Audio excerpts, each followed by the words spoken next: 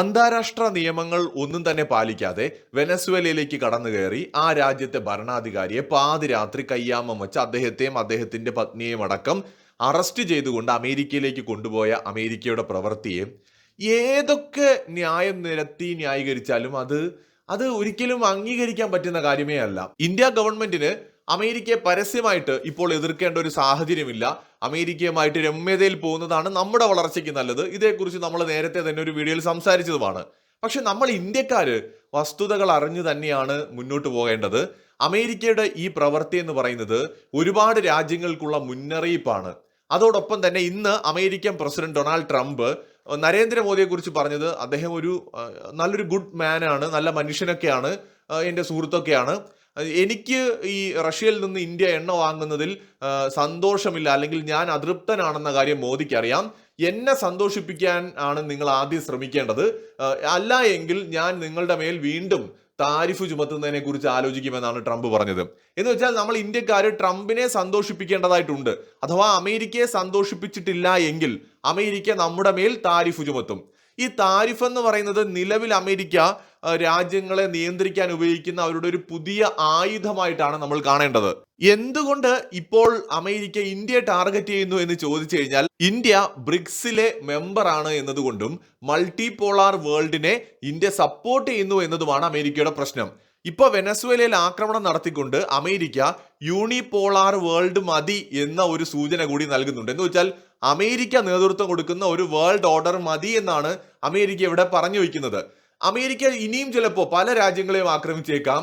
നാളെ ചിലപ്പോൾ മെക്സിക്കോയെ ആക്രമിക്കാം, അല്ലെങ്കിൽ കൊളംബിയയെ ആക്രമിക്കാം, ചിലപ്പോൾ ഗയാനെ ആക്രമിക്കാം. അമേരിക്കയ്ക്ക് തോന്നുന്ന രാജ്യങ്ങളെയൊക്കെ അമേരിക്ക ആക്രമിക്കാം. നമ്മൾ ഇവിടെ ശ്രദ്ധിക്കേണ്ട കാര്യം, വെനസ്വേല എന്ന് പറയുന്ന ഈ രാജ്യം ബ്രിക്സിലെ സ്ഥാപക അംഗങ്ങളിൽ ഒന്നായിട്ടുള്ള ബ്രസീലിന്റെ അയൽ രാജ്യമാണ്. ബ്രസീലുമായിട്ട് അതിർത്തി പങ്കിടുന്ന രാജ്യമാണ്. ലാറ്റിൻ അമേരിക്കൻ രാജ്യമാണ്. ഈ ബ്രസീലിന്റെ മൂക്കിന്റെ തുമ്പത്ത് കയറിയാണ് അമേരിക്ക ഈ ആക്രമണം നടത്തിയിരിക്കുന്നത്.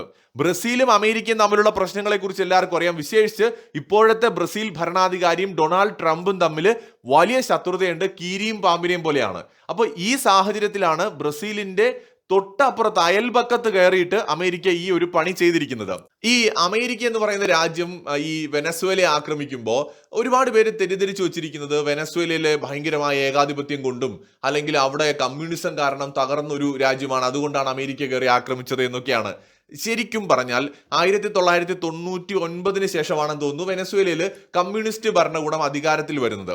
1999 മുമ്പ് വരെ വെനസ്വേല എന്ന് പറയുന്നത് ഒരു ക്യാപിറ്റലിസ്റ്റ് ഡെമോക്രസി ആയിരുന്നു. 1950 ശേഷം ഏതാണ്ട് 80 വരെ അല്ലെങ്കിൽ 90 വരെ പലപ്പോഴും വെനസ്വേല യൂറോപ്യൻ രാജ്യങ്ങളെക്കാൾ സമ്പന്നവും GDP പെർ ക്യാപിറ്റയും ഒക്കെ ഉണ്ടായിരുന്ന ഒരു രാജ്യമായിരുന്നു ആ കാലത്ത്. അമേരിക്കയുമായും അമേരിക്കൻ കമ്പനികളുമായും സഹകരിച്ച് പ്രവർത്തിച്ചിരുന്ന വെനസ്വേല വളരെയധികം സാമ്പത്തികമായിട്ട് വളർന്നിരുന്നു. 1999 ശേഷം വെനസ്വേലയിലെ കമ്മ്യൂണിസ്റ്റ് ഭരണകൂടം വരുന്നു. ഇതോടെ അമേരിക്കയുടെ നിറം മാറുകയാണ്. ഈ ക്യാപിറ്റലിസ്റ്റ് ഡെമോക്രസിയിൽ നിന്ന് പതിയെ പതിയെ കമ്മ്യൂണിസം വന്നതോട് കൂടിയിട്ട് അത് മാറാൻ തുടങ്ങിയിട്ട് ഡെമോക്രാറ്റിക് സോഷ്യലിസം എന്ന ഒരു കോൺസെപ്റ്റിലേക്ക് പോകുന്നു. അത് സ്ട്രോങ് ആയിട്ടും ഈ US-നെതിരായിട്ടുള്ള ഒരു നിലപാട് സ്വീകരിക്കുന്നു. ആന്റി US ആയിട്ട് മാറുന്നു. മാത്രമല്ല ഈ മാർക്സിസം, അതുപോലെ ക്യൂബൻ സോഷ്യലിസം പോലെയുള്ള കാര്യങ്ങൾ ഈ ഒരു സമയത്ത് കമ്മ്യൂണിസ്റ്റ് ആശയങ്ങൾ അവിടെ വല്ലാണ്ട് പ്രചരിപ്പിക്കപ്പെടുന്നു. അങ്ങനെ പതിയെ പതിയെ പതിയെ ഈ വെനസ്വേല എന്ന് പറയുന്ന രാജ്യം ഒരു കമ്മ്യൂണിസ്റ്റ് രാജ്യമായിട്ട് പൂർണ്ണമായി മാറാൻ തുടങ്ങി. അപ്പൊ അമേരിക്ക എന്ത് ചെയ്തു? അമേരിക്കൻ കാഴ്ചപ്പാടുകൾക്ക് വിരുദ്ധമായിട്ട് വെനസ്വേല വളരാൻ തുടങ്ങിയപ്പോൾ 2005 മുതൽ ഘട്ടം ഘട്ടമായിട്ട് ഉപരോധങ്ങൾ ആരംഭിക്കുകയാണ്.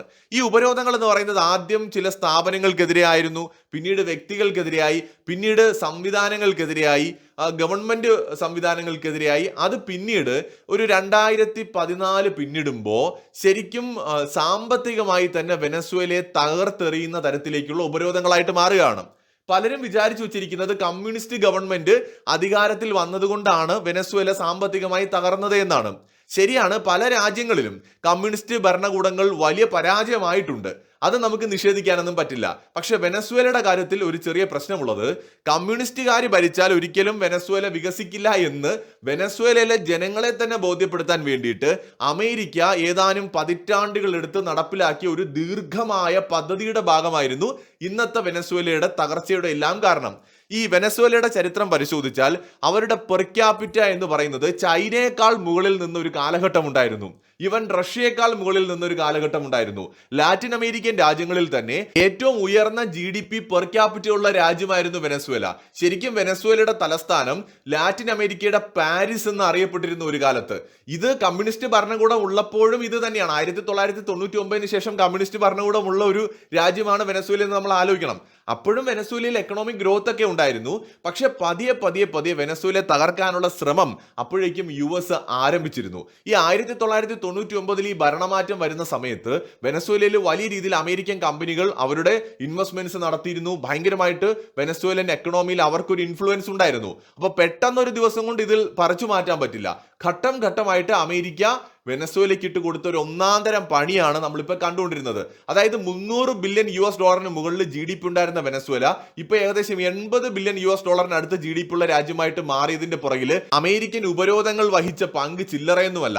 2014 കാലത്ത് വെനസ്വേലയുടെ GDP പെർ ക്യാപിറ്റ ഏകദേശം $16,000 അടുത്തായിരുന്നു. കൃത്യമായി പറഞ്ഞാൽ $15,994 ആയിരുന്നു 2014 വെനസ്വേലയുടെ GDP പെർ ക്യാപിറ്റ. അതായത് മോദി ഇന്ത്യയിൽ അധികാരത്തിൽ വന്ന സമയത്ത് വെനസ്വേല ഇന്ത്യയെക്കാൾ എത്രയോ മടങ്ങ് പെർ ക്യാപിറ്റ ഇൻകം കൂടുതലുള്ള ഒരു രാജ്യമായിരുന്നു. നോമിനൽ GDPയുടെ കാര്യമാണ് ഞാൻ പറയുന്നത്. പർച്ചേസ് പവർ പാരിറ്റിയിലാണെങ്കിലും വളരെ പവർഫുൾ ആയിരുന്ന വെനസ്വേല ഇപ്പം $3,100 മാത്രം GDP ഉള്ള രാജ്യമായിട്ട് തകർന്നുവെങ്കിൽ അതിന് കാരണം അമേരിക്കൻ ഉപരോധങ്ങളാണ്. വെനസ്വേലയിൽ ധാരാളം എണ്ണ നിക്ഷേപമുണ്ട്. ഈ എണ്ണ ഖനനം ചെയ്ത് വിൽക്കാൻ വെനസ്വേലയ്ക്ക് പറ്റില്ല. ഇന്ത്യക്ക് പോലും വെനസ്വേലയുടെ കയ്യിൽ നിന്ന് എണ്ണ വാങ്ങാൻ പറ്റുന്നില്ല, കാരണം അമേരിക്കൻ ഉപരോധങ്ങൾ. അതായത് വെനസ്വേലയ്ക്ക് സാമ്പത്തികമായി വളരാൻ പറ്റുമായിരുന്ന എല്ലാ വഴികളെയും അമേരിക്ക ബ്ലോക്ക് ചെയ്ത് വെനസ്വേലൻ ഭരണകൂടത്തെ സത്യത്തിൽ ഒരു തകർച്ചയിലേക്ക് കൊണ്ടുവന്നിടുകയാണ് ചെയ്തത്. വെനസ്വേലയിൽ പണപ്പെരുപ്പം ഉണ്ടായതിന്റെ കാരണവും എക്കണോമിക്കലി ആ രാജ്യം വളരാത്തതിന്റെ കാരണവും എല്ലാം തന്നെ ഈ ഉപരോധങ്ങൾ തന്നെയാണ്. വെനസ്വേല എന്ന് പറയുന്ന രാജ്യം ലോകത്ത് തന്നെ ഏറ്റവും കൂടുതൽ എണ്ണ നിക്ഷേപമുള്ള രാജ്യമായിരുന്നിട്ടും ഇപ്പോഴും ദരിദ്ര രാജ്യമായിട്ട് തുടരുന്നതിന്റെ കാരണമായിട്ട് പലരും പറയുന്നത് കമ്മ്യൂണിസ്റ്റ് ഭരണകൂടത്തെയാണ്. യഥാർത്ഥ കാരണം കമ്മ്യൂണിസ്റ്റ് ഭരണകൂടമല്ല. ശരിയാണ്, ഇപ്പോഴത്തെ പ്രസിഡന്റ് ഈ മഡൂറോ കുറെ പൊട്ടത്തരങ്ങളൊക്കെ ചെയ്തിട്ടുണ്ട്. അയാൾ പലപ്പോഴും ഒരു ഏകാധിപതിയെ പോലെ പ്രവർത്തിച്ചിട്ടുമുണ്ട്. പക്ഷെ അതിനെല്ലാം പുറകില് ഒരു വലിയ കാരണം US-ന്റെ ഇടപെടൽ കൂടിയാണ്.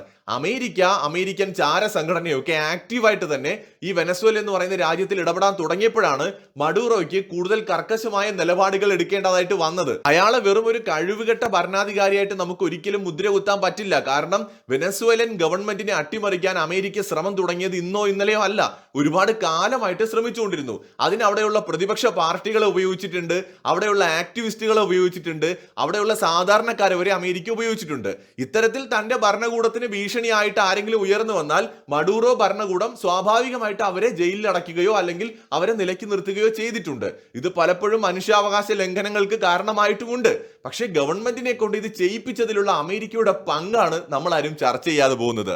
യുണൈറ്റഡ് സ്റ്റേറ്റ്സ് ഓഫ് അമേരിക്ക ഭരണകൂടങ്ങളെ അട്ടിമറിക്കുന്നതിനെ കുറിച്ച് ഇപ്പോഴും നമുക്കൊരു ചുക്കും അറിയില്ല എന്നുള്ളത് കൊണ്ടാണ് നമ്മൾ അവിടെ കമ്മ്യൂണിസം ആയതുകൊണ്ടാണ് തകർന്നു പോയത്, അല്ലെങ്കിൽ അതങ്ങ് വികസിച്ചേനെ എന്നൊക്കെ പറയുന്നത്. ഉദാഹരണം പറഞ്ഞു കഴിഞ്ഞാൽ ഉത്തര കൊറിയ വികസിക്കാതെ കിടക്കുകയും ദക്ഷിണ കൊറിയ വികസിച്ച് നിൽക്കുകയും ചെയ്യുന്നതിന്റെ കാരണം എന്താണ്? ദക്ഷിണ കൊറിയ അമേരിക്കയുടെ സാമന്ത രാഷ്ട്രമാണ്, ഉത്തര കൊറിയ അമേരിക്കയെ എതിർത്ത് നിൽക്കുന്ന രാജ്യമാണ്. അതുപോലെ തന്നെ ഈ കമ്മ്യൂണിസ്റ്റ് ഭരണകൂടം, മഡൂറോയുടെ ഭരണകൂടം ഈ തെരഞ്ഞെടുപ്പുകളിൽ കൃത്രിമം കാണിച്ചു എന്ന് ആക്ഷേപം നിലനിൽക്കുന്നുണ്ട്. തുടർച്ചയായിട്ട് മഡൂറോ അവിടെ അധികാരത്തിൽ വന്ന സമയത്താണ് ഇത്തരം ആക്ഷേപങ്ങൾ അദ്ദേഹത്തിന് നേരെ വന്നത്. ഇതല്ലേ ഷേഖ് ഹസീനയ്ക്കെതിരെ ബംഗ്ലാദേശിൽ ഉന്നയിക്കപ്പെട്ട കാര്യം? എന്തിന് ഇന്ത്യൻ പ്രധാനമന്ത്രി നരേന്ദ്രമോദി അദ്ദേഹത്തിന്റെ പൊളിറ്റിക്കൽ പാർട്ടിയും തെരഞ്ഞെടുപ്പിൽ കൃത്രിമം കാണിച്ചിട്ടാണ് അധികാരത്തിൽ വരുന്നത് എന്ന് നമ്മുടെ പ്രതിപക്ഷ നേതാവ് രാഹുൽ ഗാന്ധി എപ്പോഴും പറഞ്ഞുകൊണ്ട് കിടക്കല്ലേ. ഇപ്പൊ ജർമ്മനിയിൽ പോയും അദ്ദേഹം അത് പറഞ്ഞു. ഇന്ത്യയിൽ തന്നെ അദ്ദേഹം എന്തെല്ലാം ശ്രമമാണ് നടത്തിക്കൊണ്ടിരിക്കുന്നത്, തെരഞ്ഞെടുപ്പിൽ കൃത്രിമം കാണിച്ചാണ് മോഡി അധികാരത്തിൽ വന്നത് എന്ന് വരുത്തി തീർക്കാനായിട്ട്. ഇത് തന്നെയാണ് നമുക്ക് വെനസ്വേലയിലും നടക്കുന്നത്. അവിടെ ഒരു ഗവൺമെന്റ് തുടർച്ചയായിട്ട് അധികാരത്തിൽ വരുമ്പോൾ ഉടനെ തന്നെ അമേരിക്കൻ അനുകൂല ടീമുകൾ പറഞ്ഞു തുടങ്ങും അത് തെരഞ്ഞെടുപ്പിൽ കൃത്രിമം കാണിച്ചിട്ടാണ് എന്ന്.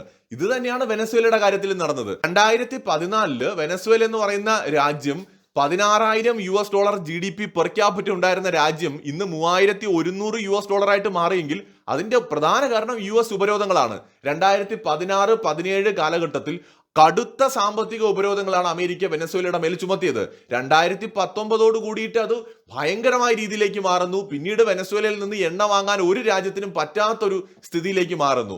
ഇപ്പോഴത്തെ വെനസ്വേലൻ ഭരണാധികാരി അമേരിക്കൻ ഗവൺമെന്റ് 2019 ശേഷം അംഗീകരിച്ചിട്ട് പോലുമില്ല. സോ ഇത് CIA-യുടെയും അമേരിക്കയുടെയും ഡീപ് സ്റ്റേറ്റിന്റെയും ഒക്കെ ഒരു ലോങ് ടേം മിഷന്റെ ഭാഗമാണ്.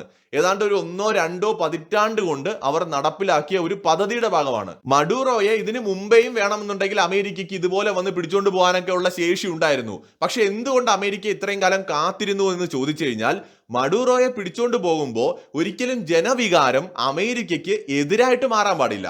അപ്പൊ ജനങ്ങൾക്ക് മഡൂറോയെ മടുക്കണം എന്ന് വെച്ചാൽ ഇയാൾ ഇനിയും ഭരിക്കുകയാണെന്നുണ്ടെങ്കിൽ വികസനം ഒന്നും വരില്ല, ജനങ്ങൾ കഷ്ടപ്പെടണം, ജനങ്ങൾക്ക് സാമ്പത്തിക പ്രതിസന്ധികൾ ഉണ്ടാവണം. അങ്ങനെ ജനങ്ങളുടെ മനസ്സിൽ തന്നെ തോന്നണം ഇയാൾ കാരണമാണ് എല്ലാ പ്രശ്നവും, ഇയാൾ മാറിയാൽ ചിലപ്പോൾ രാജ്യം രക്ഷപ്പെടുമെന്ന് ജനങ്ങളുടെ മനസ്സിൽ തോന്നുന്ന സമയം വരെ അമേരിക്ക കാത്തിരുന്നു. ഇപ്പൊ ജനങ്ങളിൽ ഒരു വലിയ വിഭാഗം പേർക്ക് അങ്ങനെ ഒരു തോന്നൽ വന്ന സമയത്താണ് അമേരിക്ക എല്ലാ അന്താരാഷ്ട്ര നിയമങ്ങളും ലംഘിച്ചുകൊണ്ട് വെനസ്വേലയിൽ കടന്നു കയറി അവരുടെ പ്രസിഡന്റിനെ പിടിച്ചുകൊണ്ട് പോയത്. ജനങ്ങളെല്ലാം സന്തോഷിക്കുകയാണ്. കാരണം അവർ വിചാരിച്ചു വെച്ചിരിക്കുന്നത് ഇനി അവരുടെ നാട് നന്നാവുമെന്നാണ്. ശരിയാണ്, ഇനി അവരുടെ നാട് നന്നാവുകയും ചെയ്യും. ഇതാണ് ഇതിലെ വേറൊരു പ്രശ്നം. അതായത് ഇനി മുതൽ വീണ്ടും അമേരിക്കൻ കമ്പനികൾ എന്ത് ചെയ്യും, വലിയ രീതിയിലുള്ള ഇൻവെസ്റ്റ്മെന്റ്സ് വെനസ്വേലയിൽ നടത്തും. അമേരിക്ക ഉപരോധങ്ങളെല്ലാം എടുത്തു മാറ്റും. വീണ്ടും വെനസ്വേലയിൽ നിന്ന് എണ്ണ ഖനനം ചെയ്യും. ഈ എണ്ണ വിറ്റ് വെനസ്വേല വീണ്ടും സമ്പന്നമാകും. അമേരിക്കയ്ക്ക് വേണ്ടത് സമ്പത്തിന്റെ ഒരു ഷെയർ മാത്രം മതി. രണ്ടാമത് അതിനുമേലുള്ള ആധിപത്യമാണ്. അമേരിക്ക പറയുന്നത് അനുസരിച്ച് എണ്ണ വിറ്റോണം.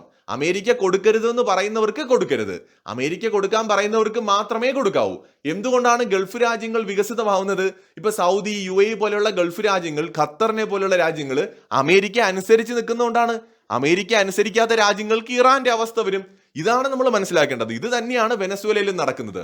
അപ്പൊ ഇനി കുറച്ചുനാൾ കഴിയുമ്പോൾ വെനസ്വേലയിലെ ജനങ്ങൾ നോക്കുമ്പോൾ എന്താണ്, ശരിയാണ്, മഡൂറോ പോയതോട് കൂടിയിട്ട് വെനസ്വേല വീണ്ടും വികസിക്കാൻ തുടങ്ങി. എന്നാൽ യഥാർത്ഥത്തിൽ അവിടെ എന്താണ് നടന്നത്? മഡൂറോയ്ക്ക് ഭരിക്കാൻ പറ്റാത്ത വിധം ഉപരോധങ്ങൾ ഏർപ്പെടുത്തി അമേരിക്കയും അമേരിക്കയുടെ സഖ്യകക്ഷികളും ആ രാജ്യത്തെ കൊണ്ടുവന്ന് തകർത്തിട്ട് അമേരിക്ക തന്നെ രക്ഷകരായിട്ടും അവതരിച്ചിരിക്കുന്നു എന്നുള്ളതാണ്. യഥാർത്ഥത്തിൽ അമേരിക്കൻ ഉപരോധങ്ങളാണ് വെനസ്വേലയെ സാമ്പത്തികമായി തകർത്തളഞ്ഞത്. ഇനി ബംഗ്ലാദേശിൽ ഇന്ത്യ ഇടപെട്ട സാഹചര്യത്തെയും അമേരിക്ക ഇവിടെ ഇടപെട്ടതിനെയും നമുക്ക് ഒരുപോലെ കാണാൻ പറ്റില്ല. ബംഗ്ലാദേശിൽ ഇന്ത്യ ഇടപെടുന്നതിന് മുമ്പ് ഒരുപാട് സാഹചര്യങ്ങൾ ഉണ്ടായിരുന്നു. എന്ന് വെച്ചാൽ, ഒന്ന്, വിഭജന കാലം തൊട്ടുള്ള വിഷയങ്ങളാണത്. രണ്ട്, ഇന്ത്യയുമായിട്ട് വലിയ അതിർത്തി പങ്കിടുന്ന രാജ്യമായിരുന്നു ബംഗ്ലാദേശ്. അവിടെ കാര്യമായ ആഭ്യന്തര കലാപം ഉണ്ടായതോട് കൂടിയിട്ട് വൻതോതിൽ നമ്മുടെ രാജ്യത്തേക്ക് അഭയാർത്ഥി പ്രവാഹം ഉണ്ടായി. ഈ സമയത്ത് ഇന്ദിരാഗാന്ധി അമേരിക്ക ഉൾപ്പെടെ സകല രാജ്യങ്ങളോടും ഇടപെടാൻ ആവശ്യപ്പെട്ടുവെങ്കിലും ആരും ഇടപെടാൻ തയ്യാറായില്ല. അങ്ങനെ ഒരു നിവൃത്തിയും ഇല്ലാതെയാണ് ഇന്ത്യ ബംഗ്ലാദേശിൽ ഇടപെടുന്നത്. അതും ആദ്യത്തെ ആക്രമണങ്ങൾ തുടങ്ങുന്നത് പാകിസ്ഥാന്റെ ഭാഗത്തു നിന്ന് തന്നെയാണ്. സോ ബംഗ്ലാദേശിൽ ഇന്ത്യ ഇടപെട്ടത് അവിടെ ഓൾറെഡി ഇന്റേണൽ ആയിട്ട് പ്രശ്നങ്ങൾ നടക്കുകയും വിമോചന സൈന്യം അവിടെ ഉണ്ടാവുകയും ചെയ്ത സമയത്ത് ഇന്ത്യക്ക് വേറെ വഴികളില്ലാതെയാണ് ഇന്ത്യ ഇടപെട്ടത്. അല്ലാതെ ഇന്ത്യ ഒരിക്കലും ഈ പറയുന്ന അമേരിക്ക ഇപ്പൊ ചെയ്തതുപോലെ ഒരു രാജ്യത്ത് കടന്നു കയറി അവരുടെ പ്രസിഡന്റിനെ പിടിച്ചു കെട്ടി ലോകത്തിന് മുന്നിൽ അപമാനിക്കുന്ന പണിയൊന്നും ഇന്ത്യ ചെയ്തിട്ടില്ല. ഇന്ത്യ യുദ്ധം ചെയ്തുവെങ്കിൽ ഓൾറെഡി ഇന്ത്യയും പാകിസ്ഥാനും തമ്മിൽ പല യുദ്ധങ്ങൾ നടന്നു കഴിഞ്ഞിരുന്നു. ബംഗ്ലാദേശിൽ നിന്നുണ്ടായ അഭയാർത്ഥി പ്രവാഹം, ഇതിനു പുറമെ ഇന്ത്യയുടെ പല കേന്ദ്രങ്ങളിലും പാകിസ്ഥാൻ ആക്രമണം തുടങ്ങിയിട്ടുണ്ടായിരുന്നു. ഈ പശ്ചാത്തലത്തിലാണ് 1971 യുദ്ധം ഉണ്ടാവുന്നത്. എന്നാൽ ഇവിടെ സംഭവം അതല്ല, അമേരിക്ക പ്ലാൻ ചെയ്ത് നടപ്പിലാക്കിയ ഒരു കാര്യമാണ്. മാത്രമല്ല, വെനസ്വേല അമേരിക്കയുമായിട്ട് അതിർത്തി പങ്കിടുന്ന രാജ്യവുമല്ല. അപ്പൊ അമേരിക്കയിലേക്ക് വെനസ്വേലയിൽ നിന്നാണ് മയക്കുമരുന്ന് വരുന്നതെന്ന് പറയുമ്പോൾ അമേരിക്കയിലെ സംവിധാനങ്ങളുടെ പരാജയമാണ്. ഇപ്പൊ വെനസ്വേലയുമായിട്ട് അതിർത്തി പങ്കിടുന്ന ഒരു രാജ്യമാണെങ്കിൽ പിന്നെയും പറയാം നുഴഞ്ഞു കയറ്റമൊക്കെ ഉണ്ടായിരുന്നു. അമേരിക്കയിലേക്ക് വെനസ്വേല വഴി മയക്കുമരുന്ന് വരുന്നുവെങ്കിൽ അമേരിക്ക അത് അമേരിക്കൻ സംവിധാനങ്ങൾ, അവരുടെ സൈന്യവും അവരുടെ പോലീസ് സംവിധാനങ്ങൾക്കും അത് തടയാൻ പറ്റാത്തത് അവരുടെ കഴിവുകേടാണ്. അതൊരിക്കലും വെനസ്വേല പറഞ്ഞിട്ട് കാര്യമില്ല. മറിച്ച് ഇവിടെ യഥാർത്ഥ കാരണം എന്താണ്? വെനസ്വേലയിലെ എണ്ണ നിക്ഷേപവും വെനസ്വേലയിലെ ഭരണകൂടത്തെ അട്ടിമറിക്കാനും വേണ്ടി അമേരിക്ക ചെയ്തതാണ്. എന്നാൽ ഇന്ത്യയുടെ കേസിൽ അതല്ല. ഇതിനുശേഷം നേപ്പാളിൽ ആഭ്യന്തര കലാപം ഉണ്ടായിട്ടുണ്ട്. ഇന്ത്യ ഇടപെട്ടിട്ടില്ല. കാരണം ഇന്ത്യയിലേക്ക് സമാനമായ അഭയാർത്ഥി പ്രവാഹമൊന്നും ഉണ്ടായിട്ടില്ല. ഇപ്പോൾ ശ്രീലങ്കയിൽ എത്രയോ തവണ രാഷ്ട്രീയ പ്രതിസന്ധി ഉണ്ടായി, മാൽഡീവ്സിലുണ്ടായി. അപ്പോഴൊന്നും ആ രാജ്യങ്ങളിൽ പോകാനോ അവരുടെ ഇന്റേണൽ മാറ്ററിൽ ഇടപെടാനോ ഇന്ത്യ തയ്യാറായിട്ടില്ല. 71 സാഹചര്യം ഡിഫറൻ്റ് ആണ്. ബംഗ്ലാദേശിന്റെ കേസ് ഡിഫറൻ്റ് ആണ്. അതൊരിക്കലും നമുക്ക് ഇപ്പോഴത്തെ അമേരിക്കയുടെ നടപടിയുമായിട്ട് കൂട്ടിക്കെട്ടാൻ പറ്റില്ല. അമേരിക്ക ഇപ്പോൾ കാണിച്ചത് അന്താരാഷ്ട്ര നിയമങ്ങളെല്ലാം കാറ്റിൽ പറത്തിക്കൊണ്ട് ഒരു രാജ്യത്തിന്റെ ഭരണാധികാരിയെ പിടികൂടി അറസ്റ്റ് ചെയ്ത് കയ്യാമം വെച്ച് ലോകത്തിന്റെ മുന്നിൽ നടത്തിച്ച് അമേരിക്കയിൽ കൊണ്ടുപോയിട്ട് അയാളെ ഇപ്പോൾ കോടതി നടപടിക്രമങ്ങൾക്ക് വിധേയനാക്കുകയാണ്. സോ ഈ പ്രവൃത്തിയെ നമുക്ക് ഒരിക്കലും ന്യായീകരിക്കാൻ പറ്റില്ല. ഇത് അമേരിക്കയുടെ ഒരു വലിയ പ്രോജക്റ്റിന്റെ ഭാഗമാണ്. വെനസ്വേലയെ അട്ടിമറിക്കുക എന്ന പ്രോജക്റ്റിന്റെ ഭാഗമാണ്. കമ്മ്യൂണിസം കൊണ്ടല്ല എന്തായാലും വെനസ്വേല തകർന്നത്. കമ്മ്യൂണിസം കൊണ്ട് തകർന്ന ഒരുപാട് രാജ്യങ്ങൾ ഉണ്ടാകാം. പക്ഷെ വെനസ്വേലയുടെ കേസിൽ വെനസ്വേല കമ്മ്യൂണിസം കൊണ്ടാണ് തകർന്നത് എന്ന് വരുത്തി തീർക്കാനായിട്ടുള്ള അമേരിക്കയുടെ ഒരു വലിയ പദ്ധതിയുടെ ഭാഗമായിട്ട് നടപ്പിലായ ഒരു വലിയ മിഷന്റെ സക്സസ് ആയ ഒരു സംഭവത്തിലാണ് നമ്മളിപ്പോൾ എത്തി നിൽക്കുന്നത്. അമേരിക്ക ആ മിഷൻ പൂർത്തിയാക്കിയെടുത്താണ് നമ്മൾ വന്ന് നിൽക്കുന്നത്. ഒരു ലോങ് മിഷൻ ആയിരുന്നു, അത് അമേരിക്ക സക്സസ്ഫുൾ ആയിട്ട് ഇപ്പോൾ പൂർത്തിയാക്കി. അത്രേ ഉള്ളൂ. മറ്റൊരു വീഡിയോയുമായി വീണ്ടും വരാം.